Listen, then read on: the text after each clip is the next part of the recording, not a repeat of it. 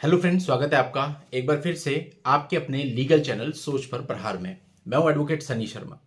दोस्तों, आज की इस वीडियो में आपको एक ऐसा केस बताने वाला हूं 125 सीआरपीसी में, जिसको जान करके आपको अपने मेंटेनेंस केसेस को डील करने में मदद मिलेगी। दोस्तों, ये केस ऐसा था कि एक लड़के की शादी हुई और शादी के बाद 8वें महीने में बेबी हो गई।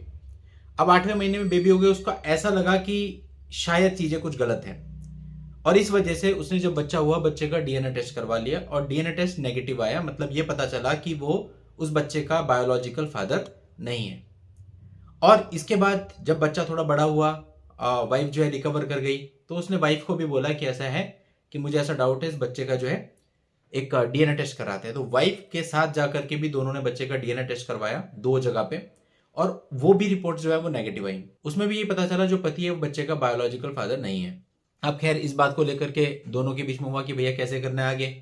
वही रहा, जो वाइफ थी वो एज यूजुअल अपने पेरेंटल होम चली गई और पेरेंटल होम में जाकर के उनके ऊपर केसेस कर दिए, जिसमें 125 सीआरपीसी का केस भी शामिल है।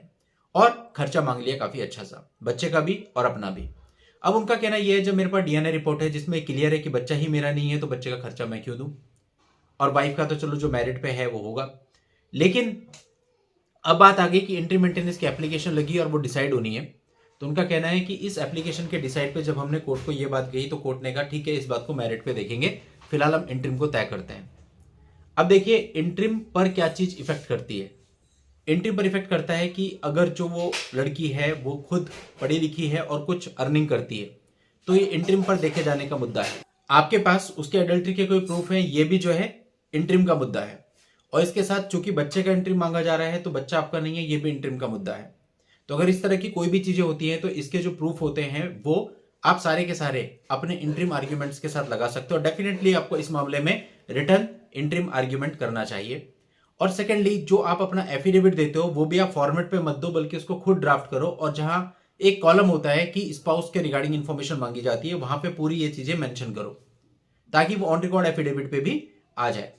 तो ये करना आपके लिए बहुत ही जरूरी है। अब लोग क्या करते हैं, एफिडेविट में तो फॉर्मेट होता है उसी को करके दे देते हैं, अपने केस के अकॉर्डिंग एफिडेविट को ड्राफ्ट ही नहीं करते। सेकेंडली, रिटर्न आर्ग्यूमेंट नहीं देते, वहां पे वर्बली आर्ग्यूमेंट कर देते हैं। अब ऐसे मामलों में वर्बल आर्ग्यूमेंट करोगे तो आपका जो डीएनए वाला पार्ट है या और चीजें हैं, जनरली इसको कंसिडर नहीं किया जाएगा, जजमेंट में रिटर्न में नहीं आ पाएगा। बट आप एक रिटर्न आर्ग्यूमेंट देते हो, उसके बाद अगर उसको इग्नोर किया जाता है तो एटलीस्ट आप उसको चैलेंज कर सकते हो, आप रिलीफ ले सकते हो। ऐसे ही एक मामला और कल आया, उसमें क्या था कि होटल के रिकॉर्ड्स लड़के के पास अवेलेबल थे। होटल के रिकॉर्ड्स मतलब जहां पर वो किसी और के साथ एक रूम में रुकी है।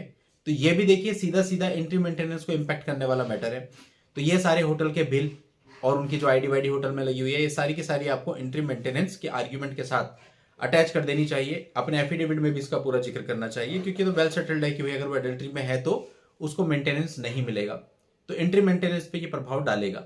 अब एक बात और सुनने में आई कि कई लोग ये कहते हैं कि सर, जब हमने एडल्ट्री के बारे में बोला तो हमको ऐसा सजेशन दिया जाता है कि नहीं, एडल्ट्री की चीजें नहीं लगाते, ये गलत हो जाएगा। और हाँ, एक के मन का ये भी डाउट था कि सर, अगर मैं उसकी एडल्ट्री को बताऊंगा तो क्या ऐसा तो नहीं हो जाएगा मैंने उसका चरित्र हनन किया।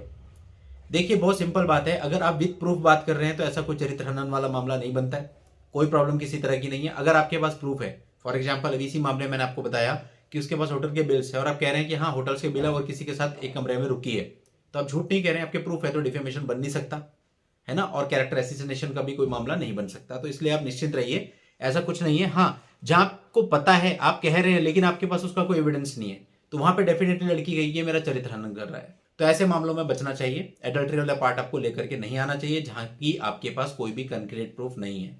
कई बार हमने देखा किसी के पास जस्ट एक फोटोग्राफ होता है, उसके बेस पे लिख देता है कि इसके साथ में एडल्ट्री में है। तो इस तरह की चीजें आपको नहीं करनी चाहिए, क्योंकि इन चीजों को कोर्ट मानता भी नहीं है और उल्टा ये चीजें आपके ऊपर बैकफायर कर सकती हैं। तो इन सारी चीजों को ध्यान में रखते हुए आपको अपने एंट्री मेंटेनेंस पे आर्ग्यूमेंट करने होते हैं और उनको तय करवाना होता है। यानी इन शॉर्ट, जो आपके एविडेंस होते हैं मामले के, वो सारे आपको एविडेंस की स्टेज पे देने होते हैं, लेकिन एविडेंस की स्टेज एंट्री मेंटेनेंस के बाद आती है। तो इसलिए जो ऐसे फैक्टर्स है, जो ऐसे सबूत है जो डायरेक्टली एंट्री मेंटेनेंस को इंपैक्ट करते हैं, वो आपको स्टार्टिंग में ही लगा देने चाहिए। आप अपने जवाब के साथ लगा सकते हो, आप अपने एफिडेविट के साथ लगा सकते हो, आप अपने रिटर्न आर्ग्यूमेंट के साथ लगा सकते हो। तो उम्मीद करता हूं आपको पूरी बात समझ में आ गई होगी कि एंट्री मेंटेनेंस तय करवाते समय आपको किस तरह से सबूतों को कोर्ट में पेश करना चाहिए और किन सबूतों को आपको पेश नहीं करना चाहिए। आज के इस वीडियो में इतना ही। नेक्स्ट वीडियो में नई जानकारी के साथ मैं आपसे फिर मिलता हूं। तब तक के लिए good bye and thank you for watching. Take care.